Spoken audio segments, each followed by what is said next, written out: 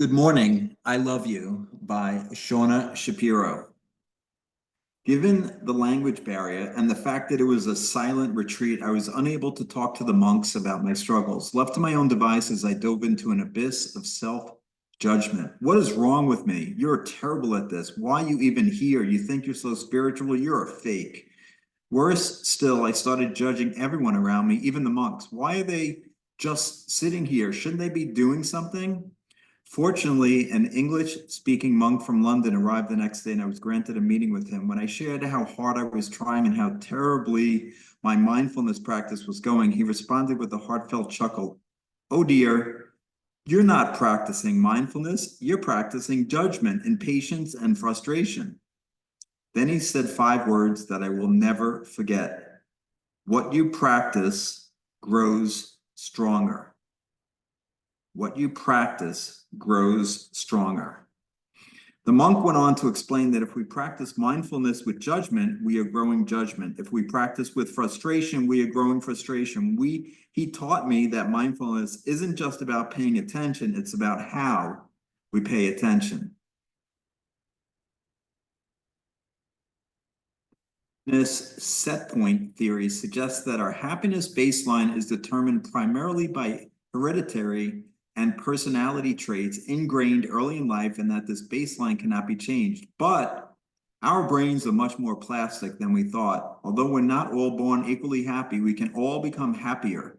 Revolutionary findings in neuroscience have demonstrated that we can change our happiness set point, but it's not through changing our external life, it's through changing our internal landscape. Although I didn't yet understand the science behind it, I had experienced this at the monastery in Thailand. My recent experiences of happiness and peace were due to internal changes in my ways of perceiving experiencing and relating to life, not to any external changes that had occurred. The take home, external changes, such as winning the lottery, won't shift our baseline happiness, but internal changes can. Happiness can be trained because the very structure of our brain can be modified, says neuroscientist Richard Davidson.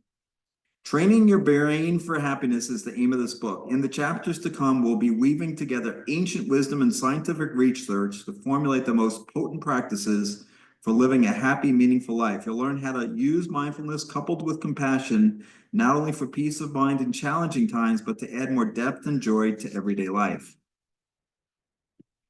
You will learn practices in each chapter that will help you in every aspect of your life, in your family, your relationship, your work, your health, and your pursuit of happiness. Individually, these practices will help you sculpt pathways of clarity and kindness. Collectively, they will help us live in a more connected, compassionate world. Perhaps best of all, you don't have to wait to begin. As John Kabat-Zinn reminded me in my darkest hour, we can start to practice right here, right now. Practice, intention practice. It is essential to begin this book with an understanding of why you are reading it. What are you hoping for? This is where the power of intention comes in. Our intention sets the stage for what is possible, helping us stay connected with a personal blueprint for what we value most in life. What are you hoping for?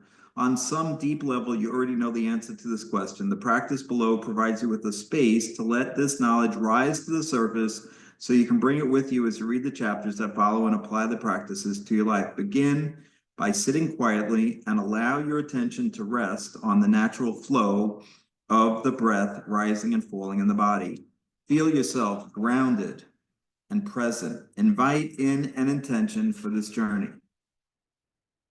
Gold nugget. Instead of a dry, textbookish summary, we will end each chapter with a gold nugget, the key teachings to take with you. According to Nobel Prize winning psychologist Daniel Kahneman, the peak end rule teaches us that we remember the peak and the end of an experience. That's why I suggest reflecting on the peaks of the chapter and choosing one peak most memorable to you to write down at the end of each chapter to help reinforce the highlights and encode them in your long-term memory. So please take a moment now and reflect on the key teachings in this chapter. Some gold nuggets might include: what you practice grows stronger. Practice, not perfect. Kindness matters. Happiness is based on internal, not external factors. Practice. What do you want to grow? The final step in any practice is to connect with your goals. What is important to you? What do you want to cultivate and grow? Begin by sitting quietly and allow your attention to rest on the natural flow of your breath. rising and falling in your body. Reflect on the saying we mentioned earlier. You are as perfect as you are, and there is room for improvement. We all have something we want to get better at, something we want to grow. Something inside of you knows it is time to begin. That is why you're reading this book. Trust is part of yourself. Gently ask yourself, what do I want to grow? Tip, listen to whatever responses arise. Stay open, kind, and curious. For example, I want to become better at managing stress in my life, especially over the small things. I want to be kinder to myself. I want to become a more attuned and attentive parent, spouse, friend. As a clear idea arises, if it feels good in your body, if there's a sense of, yes, then you know you found your intention for what you want to grow. It could be a sentence, a phrase, an image, or just a word. Whatever it is, when it comes to you, it will feel like it clicks into focus and becomes definitive and compelling. Gold nugget. Pause and reflect on the highlights from this chapter, and then choose one gold nugget you want to take with you and encode in your long-term memory. Write it down in your journal. Sample gold nuggets could be: perfection isn't possible, but transformation is. Take small steps, make 5% shifts. Every moment matters. It's never too late to change your brain. We become more alive to the sights, sounds, sensations, tastes, and emotions of each moment. We find ourselves more able to notice the magical moments in life, the mystery, even in the midst of challenges. Mindfulness practice keeps us connected with what makes life more meaningful, in touch with what we truly value. More than a tool or a practice, it serves as both a compelling agent of change and a gentle broker of peace. Mindfulness is a way of perceiving and relating to our world that literally rewires our brain and redesigns the very fabric of our consciousness so we can live with greater happiness, greater compassion, and greater wisdom. To improve the quality of our life, of your life, you must improve the quality of your choices. To improve the quality of your choices, you must improve the quality of your thoughts and emotions that produce those choices. To improve the quality of your thoughts and emotions, you must improve the quality of your consciousness. To shift everything, you must shift your consciousness. Barbara DeAngelis. Golden nugget.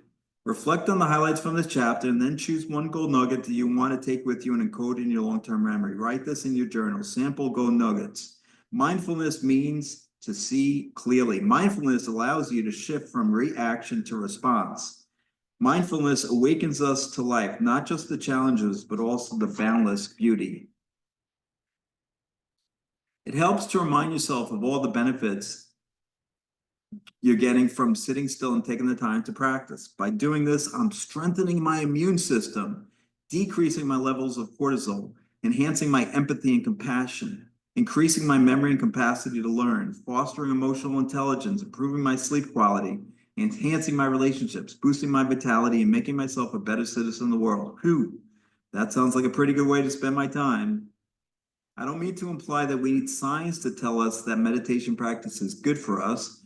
You will experience its benefits for yourself, but on those days when a little reminder is needed to carve out the time, I hope my own mental pep talk helps you to stop, sit, breathe, and give yourself the gift of these mindful moments.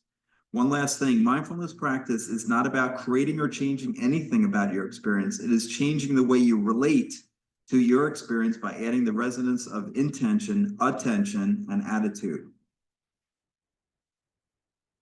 How to begin a meditation practice. Just like with any other habit we want to form, we must follow a few basic guidelines. Create a clear intention. Commit to an attainable goal.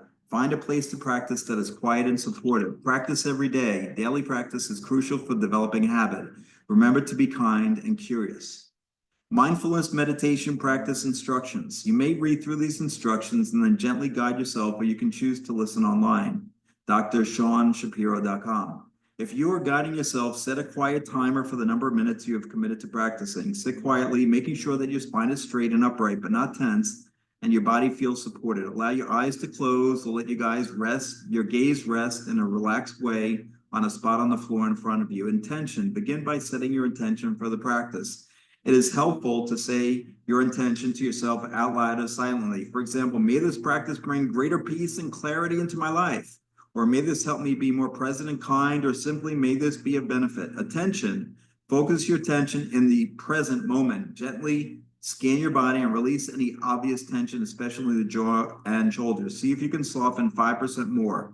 Allow a gentle smile to rest on your lips. Now that you are breathing, don't Try to change the breath, simply experience it. Feel the breath as it is naturally flows in and out of your body. See how carefully and continuously you can feel the sensations of the inhalation and the exhalation. Students who were encouraged to be self-compassionate ended up being more successful on the next test. Why? Because thanks to self-compassion, they didn't see the first failed test as a failure, but as an opportunity to learn. As a result, they likely spent more time studying because they weren't devastated by the previous failure.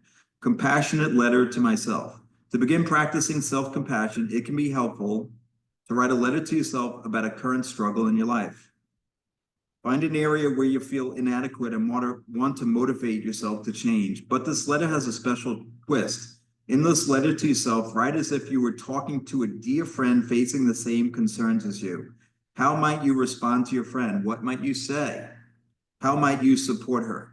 Tip, try not to think too much about organizing your words or thoughts. Simply write from the heart. After writing the letter, put it in an envelope and mail it to yourself. When you receive it, if you can slowly reread it, letting the words soothe and comfort you. Gold nugget. Pause and reflect on the highlights from this chapter. Sample gold nuggets. Shame shuts down the learning centers of your brain. Self-esteem is a fair weather friend. Self-compassion is a powerful ally. One of the greatest paradoxes of mindfulness is that by accepting pain, we reduce our suffering. Our resistance to pain compounds and increases our suffering. Mindfulness teaches us how to accept the boulders of life. To be clear, acceptance isn't the same as passive resignation, nor is it approval, indifference, or defeat. Acceptance means that we accept what is happening, not because we like it or don't care or have given up, but because it already is happening. Acceptance means that we open our eyes and look straight at the boulders so we can see it clearly and determine how to respond effectively. We all encounter pain in our lives, lose friends and family, get sick, grow old, and die. So do the people we love. Pain in life is inevitable. Suffering, on the other hand, is optional. Suffering equals pain times resistance. S equals P times R squared. From a mathematical perspective, the result of any number multiplied by zero is zero. Thus, if we have zero resistance to our pain, we have zero suffering. This doesn't mean we don't still experience pain. It means we have control over how much we suffer. Practice acceptance. Sit quietly and allow your body and mind to rest. Set an intention to cultivate the power of acceptance. Bring your attention into the present moment with an attitude of kindness and curiosity. Intentionally bring to mind a painful area of your life where it could help to practice less resistance and greater acceptance.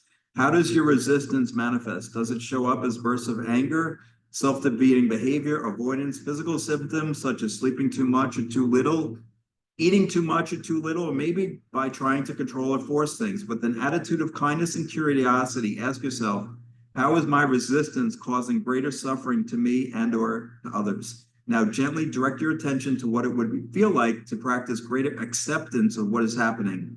Not because you want it to be happening, but because it is already happening. Since it is already happening, what might be the best way to deal with it? Spend a few minutes noticing how this feels. And then as you're ready, take a deep breath in and out and gently open your eyes. Take a few minutes to write about your experience and any insights you had. What did you notice? Does shifting your relationship to the pain shift the amount of suffering you experience?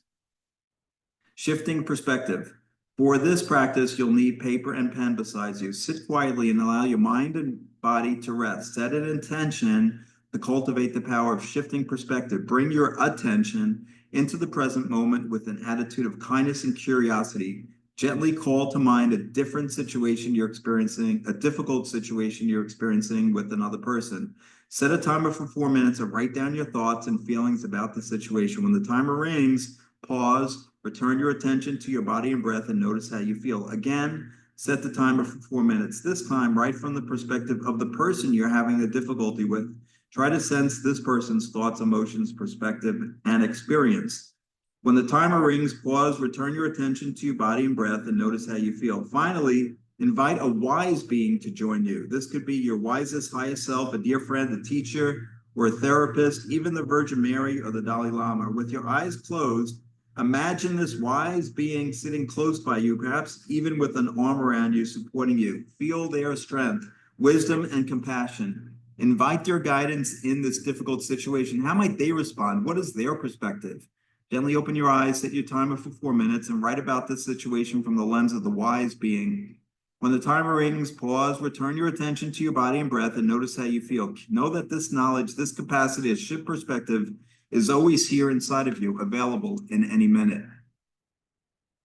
Out beyond the ideas of wrongdoing and right doing, there is a field. I'll meet you there. When the soul lies down in that grass, the world is too full to talk about. Ideas, language, even the phrase each other doesn't make any sense. Rumi. Gold nugget. Sample gold nuggets. Empathy can lead to activation of pain centers in the brain. Compassion leads to activation of positive reward centers in the brain. Suffering equals pain times resistance. Shame locks us into repeating mistakes. Forgiveness is not about condoning someone else's behavior. It is about freeing our own hearts by releasing the burden of anger and resentment. Below are 7 practices that explicitly cultivate positive emotions, enhance inner resources, and grow our happiness. 1, smiling meditation. Peace activist and meditation teacher Thich Nhat Hanh reminds us of the power of smiling. He invites us to bring a slight but real smile to our lips while we're meditating and while we are going about our day. The salutary benefits of a smile have been confirmed by science, showing that a smile sends a biochemical message to our nervous system that is safe to relax, the flight, fight, or freeze response. 2, gratitude. The virtue of gratitude has been extolled throughout history and across cultures. As German theologian Meister Eckhart observed, if the only prayer you ever say in your entire life is thank you, it will be enough. 3, generosity. The University of Notre Dame is home to the Science of Generosity Initiative. The project defines generosity as giving good things to others freely and abundantly. Typically, we think of generosity as something we do for someone else, but research shows that being generous increases our own happiness. In fact, there is a neural link between generosity and happiness.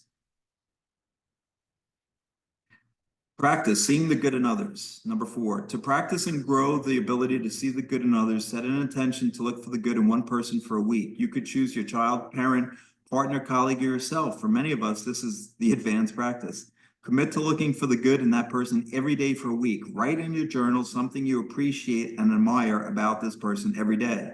Notice what happens as you start to look for the good in others. How does this impact your feelings toward this person? How does it impact their behavior? 5, empathetic joy, mudita. We often have the irrational mindset that there's only so much good fortune to go around. So the more someone else has, the less there will be for us. We know this is logically untrue, but our scarcity mentality results in spates of envy. Thankfully, we can learn to find genuine happiness within ourselves by rejoicing in the happiness of others. 6, awe and wonder. Many of us can recall times when we've experienced a mysterious and complex emotion called awe. Maybe you felt it while in the mountains or driving through rolling countryside, gazing at an unforgettable sunset, or watching animals in the wild. The magical morning question. To begin looking for awe and beauty in your daily life, try asking yourself one simple question when you wake up each morning. I wonder what unexpected and magical thing will happen today. You'll be priming your mind to look for the mysterious, surprising, and miraculous instead of its habitual pattern of looking for problems. This isn't some sort of affirmation that plants unrealistic expectations and sets you up for disappointment. It's a way to deliberately prime the mind for greater wonder and joy by fostering openness to the infinite possibilities that exist in every moment. Write in your journal about one surprising or magical thing you noticed today. 7, kindness. A side effect of kindness is happiness, writes David Hamilton, author of the 5 Side Effects of Kindness. Science is proving it. Research shows that loving kindness meditations can enhance positive emotions, heighten life satisfaction, boost our personal resources, and serve as a buffer against depressive symptoms. Results of Barbara Fredrickson's study at the University of North Carolina showed that just 7 weeks of loving kindness meditation increased people's daily experiences of positive emotions, which led to increases in personal resources, including increased purpose in life, social support, and decreased illness symptoms. These gains contributed to increased life satisfaction and decreased depressive symptoms. Sample gold nuggets. We can balance our negativity bias by engaging in practices that cultivate joy. We can install positive experiences into our long-term memory by focusing on them for 3 breaths. A side effect of kindness is happiness. Generosity is not only good for others, it is good for you. Mindful decision making. Another aspect of daily life deeply affected by mindfulness is decision making. There's a pertinent story of a student who asked his wise teacher about how to make decisions. Student, teacher, how do I make good choices? Teacher, experience. Student, how do I gain experience? Teacher, bad choices. From this perspective, there are no mistakes, only experience. Each experience offers us an opportunity to learn and inform our next decision. I always do the good morning, I love you practice first thing when I wake up. While lying in bed, I place my hand on my heart and I take to simply feel the connection to receive this tender gesture of self-care. Please continue with me. Place your hand on your heart, focus on your palm. Feel your heart pulsing through your chest. Feel how your heart is taking care of you, sending oxygen and nutrients to the trillions of cells in your body. The heart knows exactly how to eat, how to care for you. You don't have to control it or even think about it. Simply receive the nourishment. When you're ready, take a breath and say, good morning with your name, or good morning, I love you with your name. Notice how this makes you feel. See if you can bring kindness and curiosity to however you're feeling. There is no right or wrong way to feel. Trust that you are planting the seeds of presence and compassion for yourself, and that these seeds will grow and strengthen the neural substrates of self-love. Send these seeds of blessing out into the world, offering the phrase, good morning, I love you, to anyone who comes to mind, recognizing that we are never just practicing for ourselves. Everything we do has echoes in the universe. If we create a habit of greeting ourselves with love each morning, these first moments of our day can transform the rest of the moments of our day, our lives, and the lives of others. Golden nugget. Pause and reflect on the highlights from this chapter, and then choose one gold nugget you want to take with you and encode in your long-term memory. Write this down in your journal. Then review all the gold nuggets you have gathered through this journey together. These small gems are yours to support you and remind you of the wisdom that is always already here within you. At some level, you already know everything I have shared with you. This book is simply a reminder. May it be of benefit. Dance when you're broken open. Dance if you've torn the bandage off. Dance in the middle of the fighting. Dance in your blood. Dance when you're perfectly free. Rumi.